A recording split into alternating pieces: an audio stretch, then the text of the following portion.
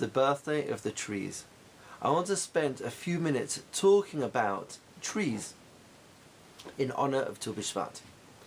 Now, the first mitzvah that the Jews were given when we entered Eretz Yisrael, recorded in Parashat Kedoshim, is V'chi tavo el haaretz, when you come to Eretz Yisrael, unitatem kol etz ma'achal. The first mitzvah that we are commanded to do when we enter Eretz Yisrael is to plant fruit trees.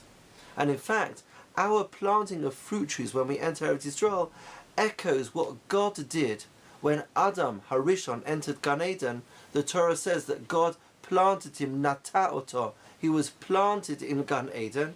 And when we plant trees, we echo God's creation of man when he planted Adam in Gan Eden.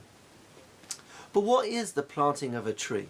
When I have a little sapling and I put it into soil, the soil envelops the sapling, the soil gives it nutrients, and if the conditions are right and if there's enough rain, eventually over a process that lasts years, this sapling develops into a tree, the tree develops fruit and provides food for generations.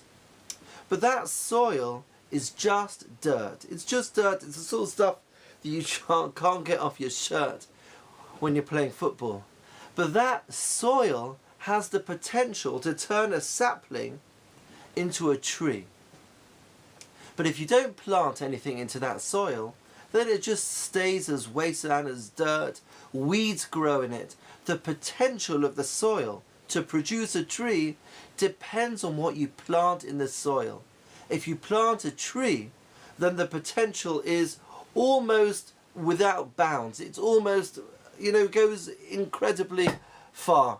The potential to create something with that soil. But it depends on what you plant in it. The Shem Mishmuel says that this is an idea that we need to think about on Tu Bishvat. We, he says, are like soil.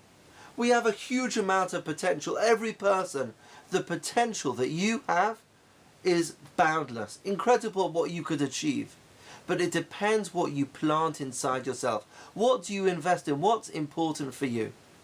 The bracha that we say when we get called up to the Torah, V'chaye olam nata betochenu, that you, Hashem, planted everlasting life. A reference to Torah, you planted everlasting light inside us. We are, in many ways, like the soil.